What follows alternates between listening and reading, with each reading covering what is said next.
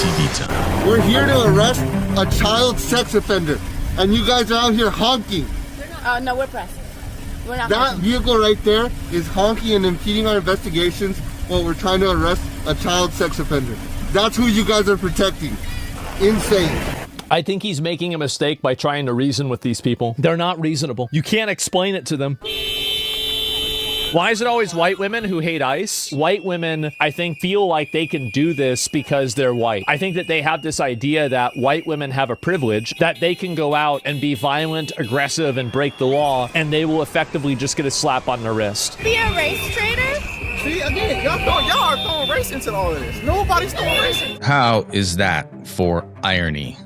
What appears to be a Hispanic ICE agent goes up to those people and is like, hey, guys, we're trying to get some bad guys out of here, and honking the horn and messing everything up is kind of bad because, well, he's a child sex offender or worse, and you're messing it up. Like, no, he's lying. I mean, oh boy, what is up, friends? If you're new here, my name is Evo. This is EVOTvtime, where I'll be your guide, highlighting current events, including interviews, podcasts, news, the media at large, and the ever-evolving human culture that we live in. Sometimes, getting away from that for a minute, random things I want you to know. For example, this morning I learned that South Carolina, a place I want to go visit soon, has a couple interesting things I wanted to share. Along the coastal low country, especially near Charleston and the Sea Islands, exists the Gullah Geechee culture, descended from the enslaved West Africans who retained their language, foodways, music, and crafts. They still speak the Creole language today. Sweetgrass basket weaving goes back centuries, and the Southern cuisine sort of is brought to that area from these people. The most intact African-derived cultures in the Western Hemisphere, and it really only exists there. Also in South Carolina, just briefly, the Angel Oak Tree. I couldn't believe this when I saw it. It's one of the largest oak trees in the world, definitely the East Coast, and it's 400 to 500 years old, 65 feet tall, and stretches wider than a football field. How random is that? Now, we got some stuff to get into today, so let's break it down. So now getting into it, I was critiquing my video, the last long one I put up, which is sometimes painful, but I did miss something really important, and I'm not going to stay on it too long, but that Pakman guy and the details and how he frames things up, and he never corrected this, and I really want to jump into it for a couple seconds and show you that really, for the most part, these people are doing things on purpose to muddle the facts and really anger people, because I know he's smart. I know what he's saying is he knows that it's not true, and he does it anyway. There's just no way that he could be this ignorant and then not correct it. So let me just show you these two little segments that I clipped out of there so I can clarify some of the facts that he just completely had wrong when, in fact, what his intention was to describe it, as he put it, accurately. Anyway, check this out. Mind of the entire time that I have been doing this, and we deserve to describe it accurately. Renee Good, a 37-year-old citizen, a mother, a writer, was shot and killed by an ICE agent during a massive federal immigration operation in Minneapolis. She was just driving away after being given conflicting information about what she should be doing. ICE agents surrounded her car. They gave... So once again, there's a bunch of things there, but the thing that just caught my ear so specifically is this notion of conflicting information by ICE officers.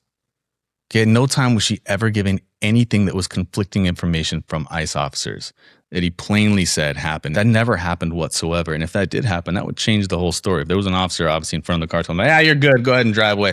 Don't worry about honking your horn and obstructing law enforcement, leading up to potentially a felony, and doing all that stuff that was never discussed by this, I'm using some restraint there, person with a big following, with no context whatsoever, like usual. It's like a mother, a writer. It's like, who cares? A cousin, a basket weaver. Like, no, she's in the middle of the road, putting herself in a bad situation on purpose, a really bad situation, breaking the law and impeding law enforcement. It doesn't say anything like that. It's always like, she was just trying to get away. She was trying to drive away. No, bro. She was there on purpose doing bad things.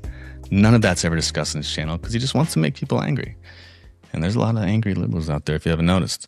Well, being part of the network doesn't justify being shot, but ramming an ICE officer with your car, that's what justifies being shot. It's not a good thing, by the way, but when you... Now remember that the ICE officer was not rammed with the car. We have the... Are you sure about that? Oh, whatever. We have the video. They are rewriting history. Somebody to engage in self-defense, it's almost a preposterous question. How could it be self-defense if the guy wasn't hit by the car and refused medical treatment, saying that he was fine?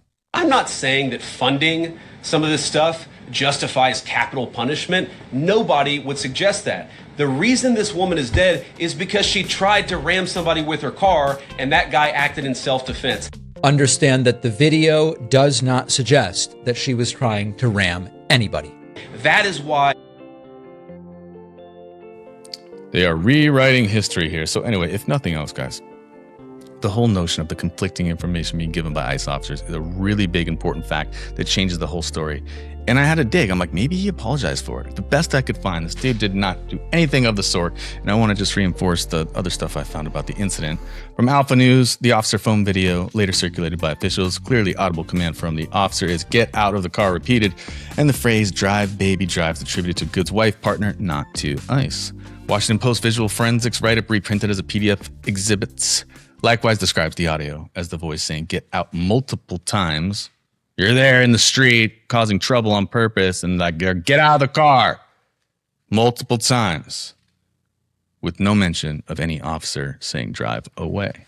Moving on, CNN's write-up of an earlier minutes before video notes the overhead footage does not include any audible speech from Good or an ICE officer. That clip can't prove or disprove conflicting verbal instructions, which is what Mr. Pakman said.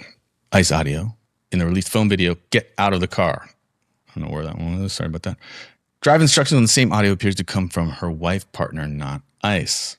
I was not able to find any verified source, like clip, social media post, or specific episode summary where David Pakman retracts or apologizes for stating that ICE agents themselves gave conflicting information. Searching through all available public posts and summaries, sorry to read this, it's a lot, including his social post video titles, didn't show much correction or apology. So he does it on purpose because he knows it's not true. He's obviously a smart guy. He's built a huge following. He does it on purpose to make people mad. Like, why would you do that? Why would you change the whole story with very important facts like that and never retract the statement? Sorry, bro, there was no conflicting information given by officers. And he also failed to mention that they were antagonizing them.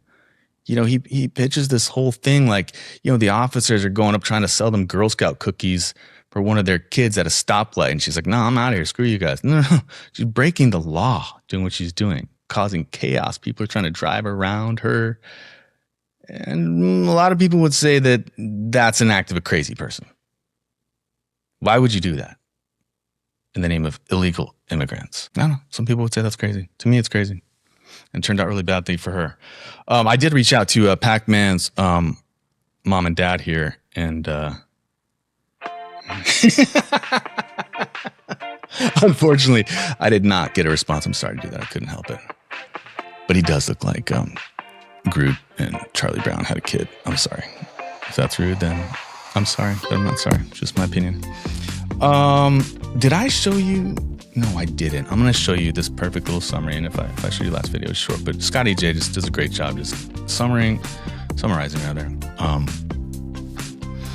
a problem we have in this country. But it strikes me that we are undergoing an epidemic of political vigilantism right now.